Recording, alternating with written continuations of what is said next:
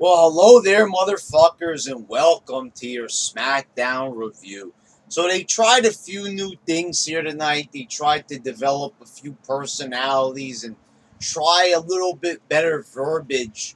I won't say that it was a great show, but there was signs that they were trying something different. There was effort on this show. But golly, there was effort. I saw effort, believe it or not. So they started off a little bit different. Orton and NAKAMURPHY, cutting little promos. I already knew who was going to win this match beforehand. I didn't even need to see the match. We all know NAKAMURPHY wrestled in Japan, but we'll get to that in a minute. So we started off first segment. We've got Ellsworth and Carmella come out to have the match, but Owens comes out. He bullies them out of the ring. And then he starts airing his grievances, how he kept getting screwed out of the U.S. title. Shane comes out to the ring and says, "Enough is enough already." They start arguing, and I really like what Owens. Obviously he got the okay in the PG era, to actually go deeper than most heel promos. Instead of telling the crowd, "I dislike you," instead he actually talked to Shane, and he said that your family would be better off if you died in the helicopter crash. And I thought that went a long way. People went up in arms when they had CM Punk and Paul Heyman making fun of Jerry the King Lawler's heart attack. But let me tell you something. These promos needed an injection of, better verbiage, and they did that here. He talked about his family. Shane got sick and tired of it. They tackled Owens, and they started fighting near the announcers. Daniel Bryan and the referees came out to break it up. This was a pretty good promo, a pretty good segment. It showed the hatred between these guys that had been brewing. Of course, we had to sit through 1,000 Owens AJ matches to get there. I mean, we could have got there in a better way than having us go fucking crazy watching all those matches. Fucking 173 Owens and AJ matches, but good verbiage here, or better verbiage. However, it was a good segment, and like I said, a good segment. You got to say it when they do it. Give credit where credit's due. I noticed an improvement in whether this was scripted or they told Owens to go for a work shoot. I don't know what it was, but it was better than what we had been getting.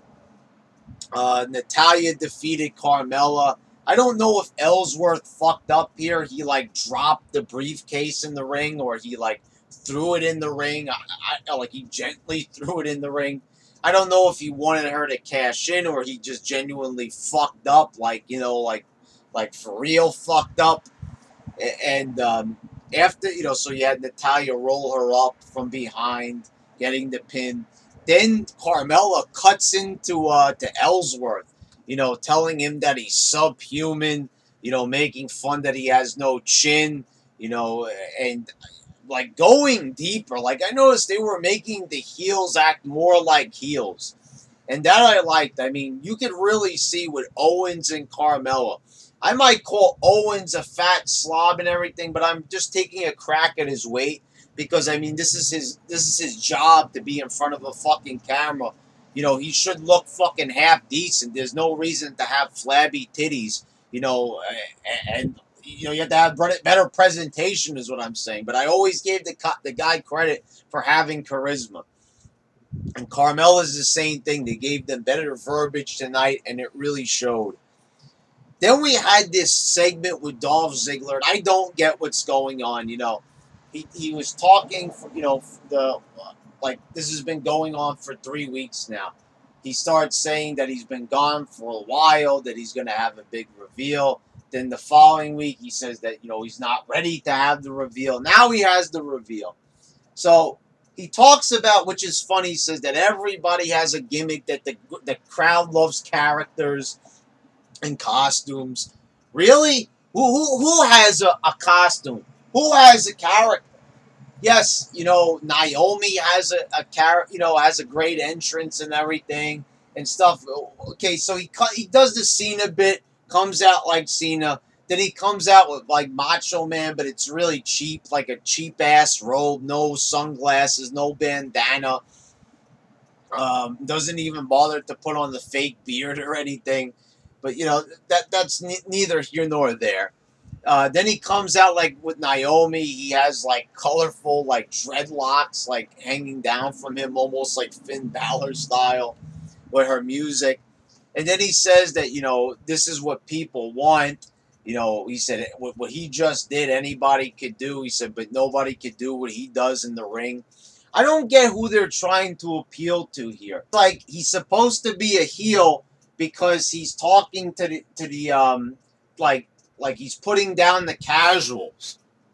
You know, Earth to WWE, the casuals took the fucking hike because the company fucking sucks because you've been catering to the smarts. So who are you talking about? What characters? It would make more sense if he put down the smarts, you know. But you know, Ziggler has a lot of personality, a lot of charisma. He has a look to him. You know, like you compare him to a guy like Kevin Owens, and you see the physique difference. This is a guy, like I said, who's won. I talked about it in my Raw review. This is a guy who's won actually 2 world titles. One only lasted like a week. And he won the Intercontinental title a bunch of times. They took the world title off of him because of a concussion. You know, they wanted to embarrass this guy. They made him go down the card so far because the man had a concussion, being punished for having a concussion. But the thing is, like, why does he have to do this? Ty Dillinger has a match on this card, you know, and this is what you have Ziggler doing. Like, and you have fuckboy Balor at SummerSlam, and meanwhile Dolph Ziggler is sitting at home?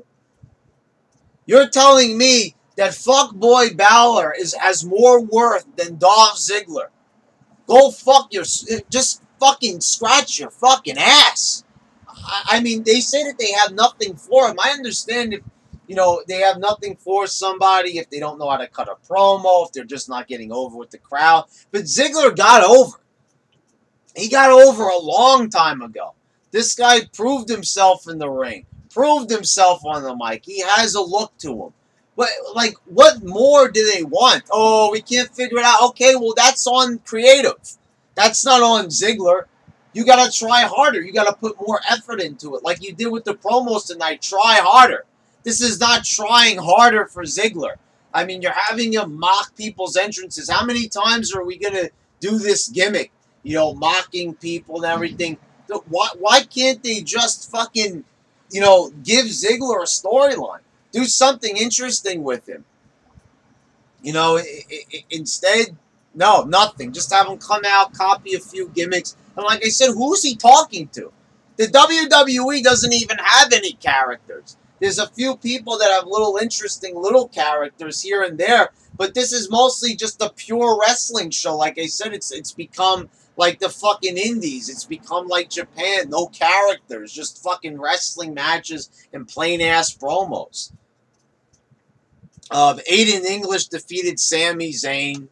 You've got Wade Keller going fucking nuts. You know, What Culture is putting out a video. Oh, they're wasting Sami Zayn. Who gives a fuck about Sami Zayn? I mean, this is a guy that comes out with his fucking gut sticking out. He doesn't give a fuck how he looks. The guy doesn't even have a look to him. Like I said, the guy, yes, he wrestles well. We all know that. Nobody ever said that Zayn is a bad wrestler, that he puts on a bad performance. I mean, he might not sell or anything, but Jesus Christ, I mean, what do you want them to do? All the dirt sheets complain. The minute they try to give Zayn a character, they gave him a neurotic character. It was something for him to work with. It was interesting. You know, it gave a little bit of depth to Sami Zayn, who has no depth at all. But instead, complain about that. Oh, we don't want Zayn to have a character. We just want him to be a plain old wrestler like everyone else on the roster. I don't get that.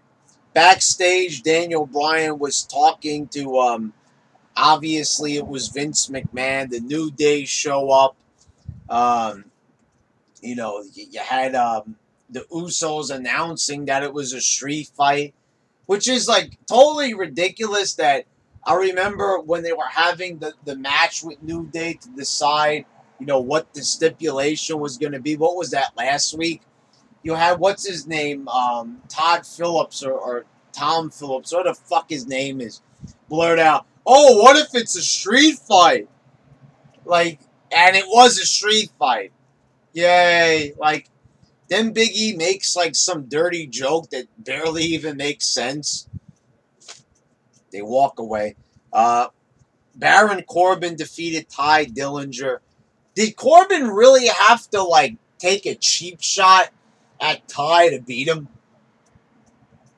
Anyway, backstage, AJ offers him an open challenge next week that's only open to him. Ty Dillinger doesn't even win any matches since he's on SmackDown. Has he won any match at all? Why would Baron Corbin, a guy who was wrestling Cena at SummerSlam, you're really going to punish this guy for, like, talking to people on social media, in a not so nice manner? I mean, like, the fuck is that? So they basically set their plans back for months with Baron Corbin. They pulled back his push. They could have at least just fined the guy some money.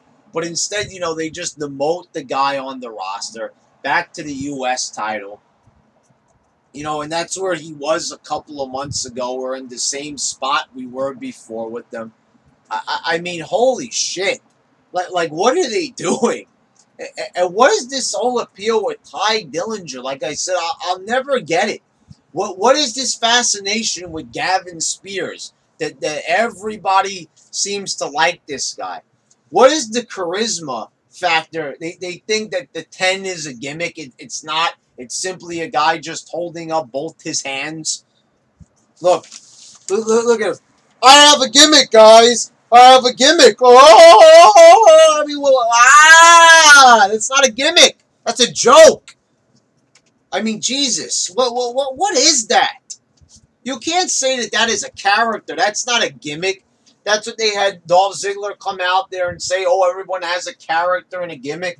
You're holding up both hands. That's a fucking gimmick. Give me a fucking break. Then they do a video package of Bobby Roode. Seriously? We're 3 weeks in to Bobby Roode being on SmackDown. And he's not even booked on the fucking show? What? What? You've got to be fucking joking. You couldn't figure out. You got this guy. You promoted him. You put him on the main roster. You put him on SmackDown. And the third week comes, and you can't figure out how to pencil this guy in? Seriously. How fucking stupid is creative? I mean, well, we have nothing for him. You just promoted him to the main roster. And you already are strapped for ideas? You can't figure out what to do with a guy like Bobby Roode. A guy that pretty much writes himself because he's already got a personality. Already got great mic skills. Already has a look. Is it that hard to figure out what to do with him? You give him jobber matches and then just a video package. Yeah, we all know the catchphrase, glorious, glorious. Okay. Everyone's seen that 1,000 times in NXT. You're not getting any new fans. So, you can't figure out what to do with the guy 3 weeks in to his debut. These, like what Carmella said, apply that to fucking creative. They are fucking worthless. They are fucking subhuman. They don't know what the fuck they're doing. I mean, what is McMahon doing? Does McMahon just sit there? I don't know what the thing is. Wouldn't he want creative to get all this talent over as much as possible? And you're not even going to book him on the fucking show? Okay, maybe it was an excuse he wasn't there. But I highly doubt 3 weeks in. Or otherwise, don't book other appearances. Tell him he's got to appear on this show. We had a very strange segment. They had a follow-up. They followed up on something. My goodness. Carmella, yeah, and Ellsworth are backstage. Ellsworth is saying he'll do whatever it takes, not to, totally cast him out. He said he'll do whatever he wants. So Carmella says, now we're going to do things my way. She, gives him a hard kiss on the lips and then slaps him. I don't know what they're doing there, but whatever. I mean, like I said, they're an enjoyable twosome. I like what they're going with. Like I said, I was really down on Ellsworth, but if they're just going to make him some goofball sidekick, I said he's entertaining in that fashion. NAKAMURPHY was in your main event, and he defeated Randy Orton.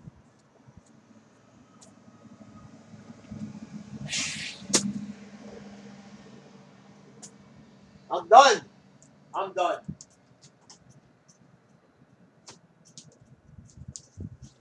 You gotta be kidding me!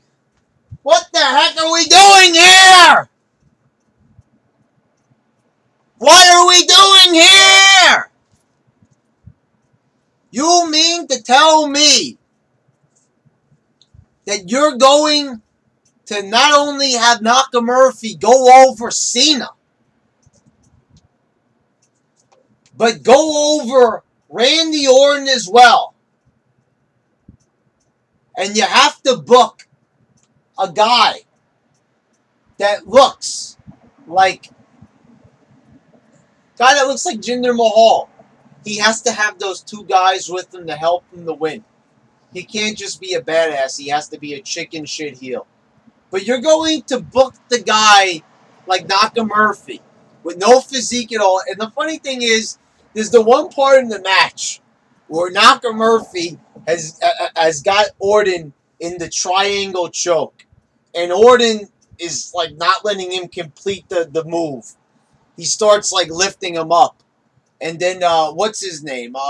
Corey Graves is on commentary. Yeah, we gotta listen to Corey Graves twice a week.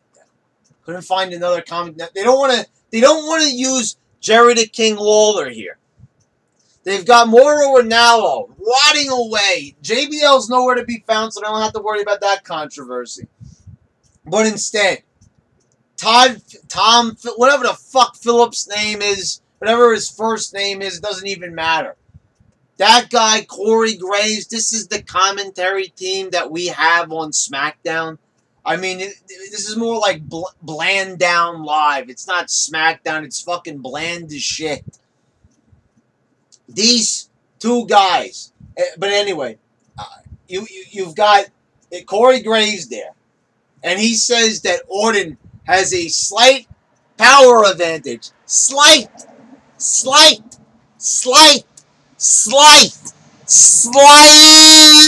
power advantage over NAKAMURPHY. Look at NAKAMURPHY and look at Orton. Look at Orton, look at NAKAMURPHY. Slight power advantage. What's wrong with these people? Holy fucking shit. What, I mean, it's bad enough that you've got monster handled on Raw, but now slight power advantage.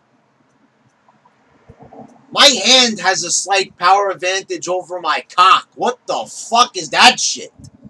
Holy motherfucker.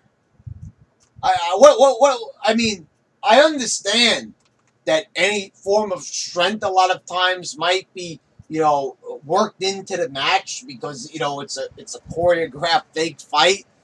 But to say that a guy that looks like Orton has a slight power advantage over NAKAMURPHY, why are they giving NAKAMURPHY wins over the two biggest stars from the past decade? Did they really are putting that much stock in this guy that he could get clean wins over both of these guys, these multi-time world champions, because he wrestled in Japan, which instantly gives you free access to all the wins you want because you know everything about wrestling because you were in Japan.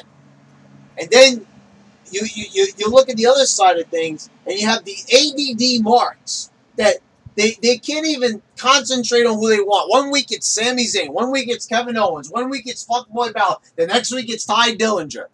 And you are telling me that you're going to listen to these fucking knuckleheads and you're actually going to give NAKAMURPHY the 2 wins over these 2 massive stars. Probably the last big stars that are truly over, that are still left in WWE. And you are telling me that you're just going to have him go over clean. Holy fucking shit. I mean, they're fucking stupid. They're going to put... This is so much stock to put in the guy who's not going to be more than a flash in the pan. He doesn't even know how to speak English. This guy's not going to be hanging around for much longer. I'm just going to tell you. I mean, I swear to God. Then they're going to have him go over Jinder for the title. Please, please, please do not let that happen. Do not let these smarks have their way. It is because of these fucking knuckleheads, and mostly WWE for catering to them. It's a little bit of both. For ruining this fucking product and making it into the fucking shit show that it is. It's a glorified indie fed is what it is. I mean, look at this. You've got a guy like Orton going down from a fucking kick by NAKAMURPHY. Shit kick NAKAMURPHY. You have got to be fucking kidding me. It was bad enough that it was Cena that he almost breaks his fucking neck. Then you've got NAKAMURPHY taking out fucking Orton. Oh my God. What are they fucking doing? Anyway, guys, there you go. There was better verbiage in some of the promos. I like Shane and Owens, but what the fuck are they doing in their main event scene here? NAKAMURPHY over Orton after he just beat Cena. Why are they putting so much stock in him? Anyway, there you go, motherfuckers. Until next time.